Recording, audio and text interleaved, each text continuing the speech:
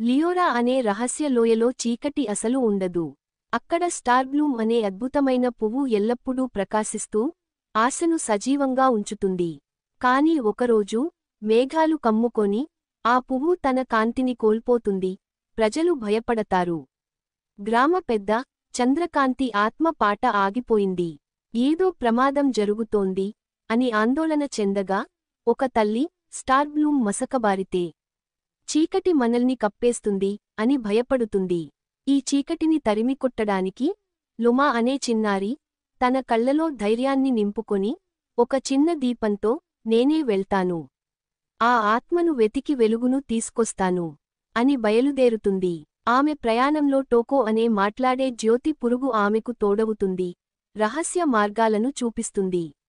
నక్షత్రాలు ప్రతిబింబించే సరస్సుపై నమ్మకంతో నడుస్తూ లుమా చంద్రకాంతి ఆత్మను చీకటి ఉచ్చులో పడినట్లు కనుగొంటుంది. చీకటి పాత్ర ఆమె పాట మర్చిపోయింది. స్వరం లేకపోతే వెలుగు ఉండదు అని అంటుంది. కాని లుమా ధైర్యంగా పాడటం మొదలుపెడుతుంది. ఆమె స్వరం వెలుగుగా మారి గోళాన్ని చీల్చి చంద్రకాంతి ఆత్మను విడిపిస్తుంది. లోయ తిరిగి ప్రకాశిస్తుంది. పువ్వు వికసిస్తుంది. పిల్లలు మళ్లీ నవ్వుతారు. ఇలా వెలుగు కేవలం మాయతో కాకుండా ఒక ధైర్యమైన హృదయం వల్ల తిరిగి వచ్చింది.